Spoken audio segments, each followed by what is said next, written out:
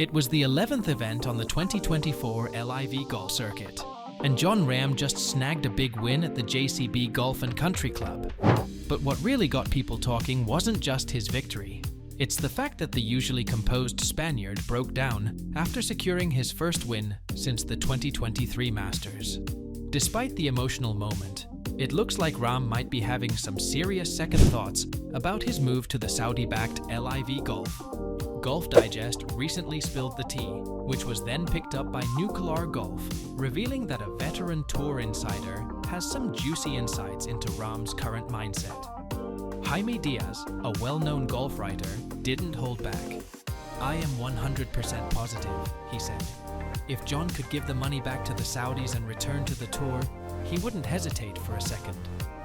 Rahm, who made the jump to LIV Golf last December with a whopping $500 million deal, might be regretting that decision big time.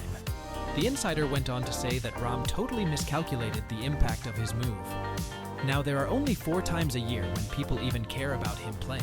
He thought his status in the game was solid no matter where he played, and that was a huge mistake. It's interesting to note that Rahm only gets to compete against the PGA Tour pros at the 4 major championships, like the US Open and Masters, where he had big wins in 2021 and 2023.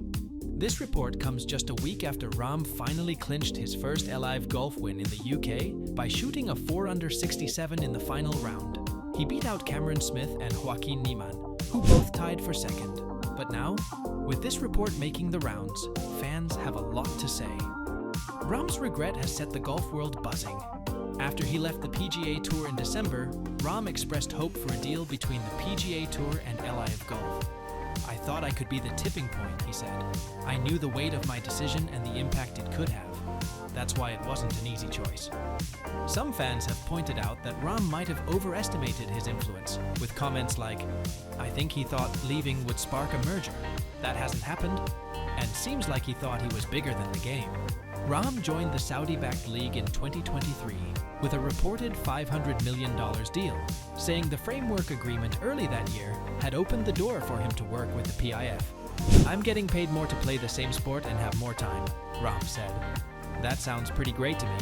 He also mentioned wanting to set up his family for life, but fans haven't held back, calling him out with comments like, "Jon Rahm is a crybaby and seems like the kind of guy who's never truly happy." Since switching to LIV Golf, Rahm's OWGR ranking has taken a hit.